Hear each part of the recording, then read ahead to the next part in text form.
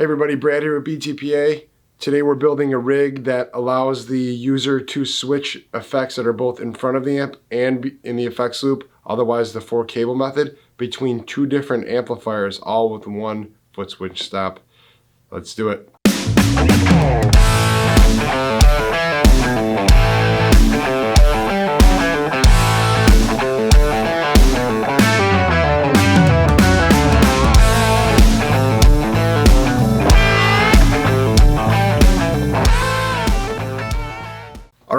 So we are going to do a little bit of a rig rundown on this board that we're building for a customer. It's pretty sweet. It's going to be a lot easier to use than what he had before and actually do the job.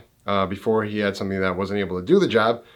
He only had a simple ABY box, which if you're using the 4-cable method and wanting to switch between two amps without unplugging any cables or anything like that, it just won't cut it.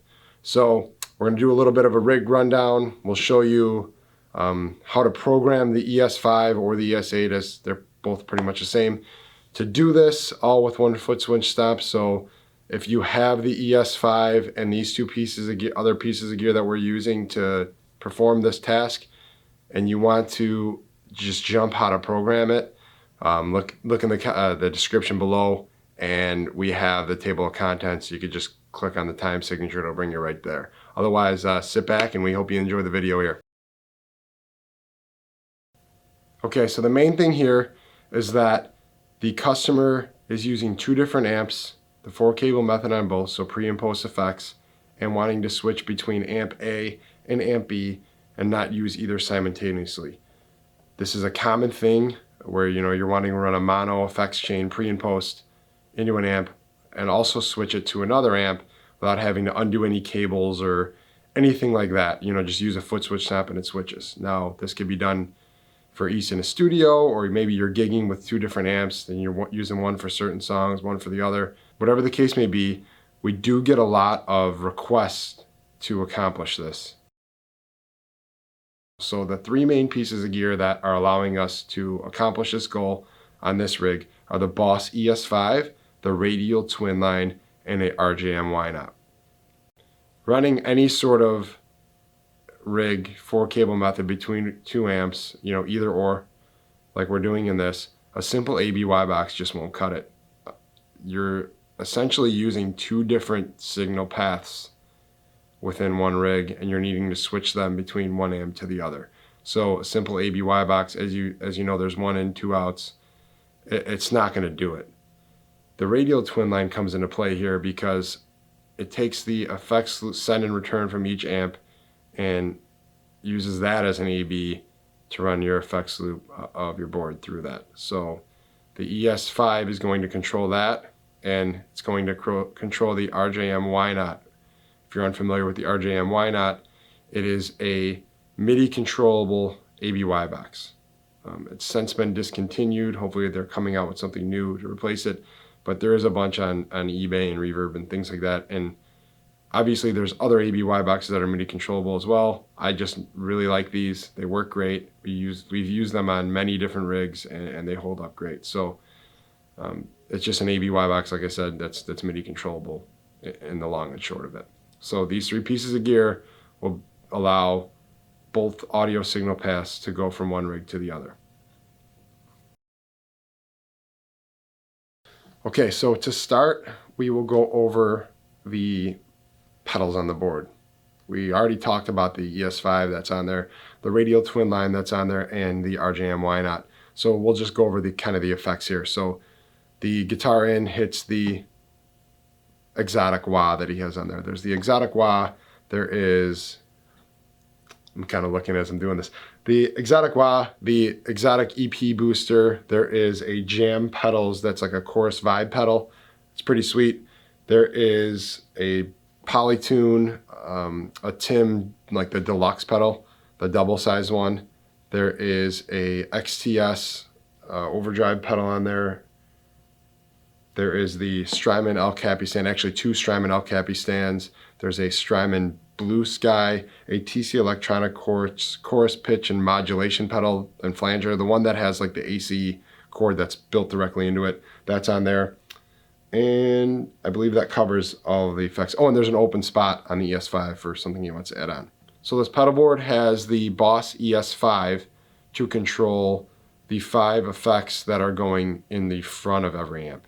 Those are the ones that he said he switches more on the fly, and a switcher will come into more handy in that case. So the boost, there's a vibe and a chorus pedal combined, and some overdrive or distortion pedals. Loop 5 is actually left empty. There was a little bit of space made on the board, so that was left empty for the addition of another pedal. Now, all the effects that are ran within the effects loop of this amp, he doesn't really switch on the fly as much, so a switcher wasn't needed. Those effects are 2 Strymon El Capistans. There's a Strymon Blue Sky, and one of those TC vibrato chorus old pitch things that have the AC cord hardwired into it. So that's all within the effects loop. Covering the power on this, there's the Friedman power grid, which takes care of most of the regular, power required pedals. We also had to get a Chalks DC4, or the C4, I think they're calling it, the Chalks 4. We had to get that, and those are really great power supplies. I believe the 9-volt setting on all of those, there's 4 ports on there. All 4 ports can be adjusted to different voltages, which is great. Covers a whole ton of ground, but the 9-volt pedals on there alone, I think, are like 650 or 660 milliamps. They're super high milliamp rated. So if you had a power hungry pedal like the Gig Rig G2, the Chalks 4 would cover it. The reason we have it on this board is that the radial twin line requires 15 volts. It's a little bit weird.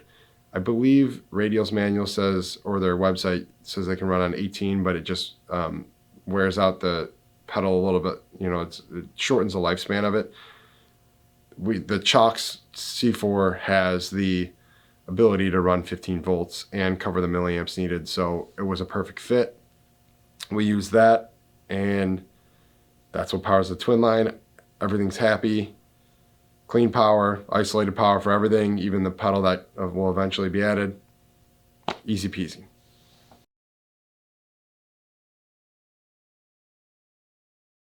As far as the overall layout of the board, he didn't have enough in and out jacks within the board. The effects send and returns previously were just ran with a TRS insert cable. That can be problematic, and it may work for some of you great, but that can be problematic in sharing that ground, in that it can create ground loops. So especially when you're using a rig complex as this with multiple connections, switching between 2 different amps, it's really good to try to keep all of that stuff isolated or separate from one another. So we use the buffer bay for amp A and amp B send and return, the guitar input because it's got the buffer.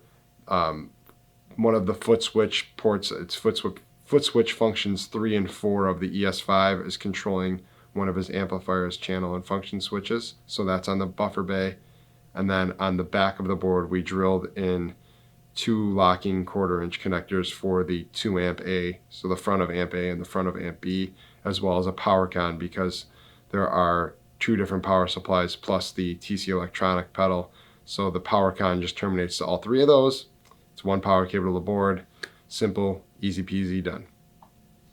When you're looking at the buffer bay, the reason we kept the sends and the returns together, because if you were to do 2 separate looms or composite cables, it makes it a little bit cleaner. And if you're not, it's definitely a lot easier to keep that send and return cable right next to each other in the buffer bay rather than having the return on the back and the send on the side. It's better to have those closer to each other in terms of plugging in and unplugging. Okay, so here's the board, and as you can see right here, these pedals that overhang. Before, the customer had these wooden blocks down here that were just taking up space. They weren't really stable. So what we did is we made some brackets, and if you're a fan of our coveted Tonia winning series on Instagram, Where You Going, you will know that these are going nowhere. We handled the overhang and give more space for the cable run with the brackets. Now we will look into the program and the setup in order to make these things talk to each other and switch with one foot switch button. Okay, so the Boss ES5 talks to the RJM-Y0 via MIDI, and it talks to the radial twin line via control jack, control voltage, if you will, just the external control jack. So the ES5 to the Y0 will control the front of the amp, so the distortion and everything, all those effects from amp A to amp B, whereas the twin line will control the effects loop from amp A to amp B. If I zoom out here, I've already set this up to this one. Preset 1 will be A, preset 2 will be B. So when you hit 1, as you can see right there on the Y0, the LED for amp A is illuminated. Underneath the board, the twin line A is illuminated, and again, it's underneath, so just got to take my word for it, I guess. When you hit 2, you'll see it'll go to B in the top of your screen here. See, it switches to B. So to get there, let's start with the MIDI. So we'll start with the MIDI for the RJM Y0. So we will go to patch 3 here, and we'll set this one up to switch to amp A.